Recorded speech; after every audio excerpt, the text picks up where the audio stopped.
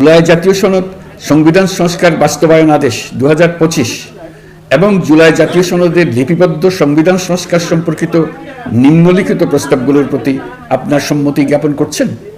ক, নির্বাচনকালীন সময়ে তত্ত্বাবধায়ক সরকার, নির্বাচন কমিশন এবং অন্যান্য সাংবিধানিক প্রতিষ্ঠান জুলাই সনদে বর্ণিত প্রক্রিয়ার আলোকে গঠন করা হবে। খ, আগামী সংসদ হবে 2 কক্ষ বিশিষ্ট। জাতীয় সংসদ নির্বাচনে দলগুলোর প্রাপ্ত ভোটের অনুপাতে 100 জন সদস্য বিশিষ্ট একটি উচ্চকক্ষ গঠিত হবে এবং সংবিধান সংশোধন করতে হলে উচ্চকক্ষের সংখ্যাগরিষ্ঠ সদস্যের অনুমোদন দরকার হবে।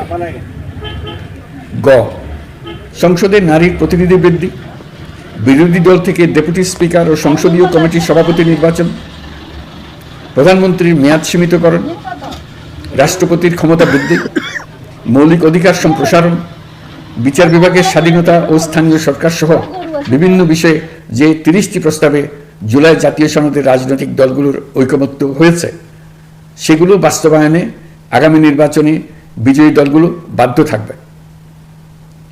ঘ, জুলাই সনদে বর্ণিত অন্যান্য সংস্কার রাজনৈতিক দলগুলোর প্রতিশ্রুতি অনুসারে বাস্তবায়ন করা হবে।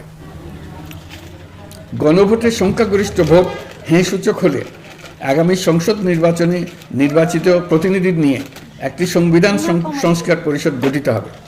এই প্রতিনিধিগণ একই সাথে জাতীয় সংসদের সদস্য হিসেবে দায়িত্ব পালন করবেন। পরিষদ তার প্রথম অধিবেশন শুরুর তারিখ হতে 180 কার্যদিবসের মধ্যে সংবিধান সংস্কার করবে। সংবিধান সংস্কার সম্পন্ন হওয়ার পর 30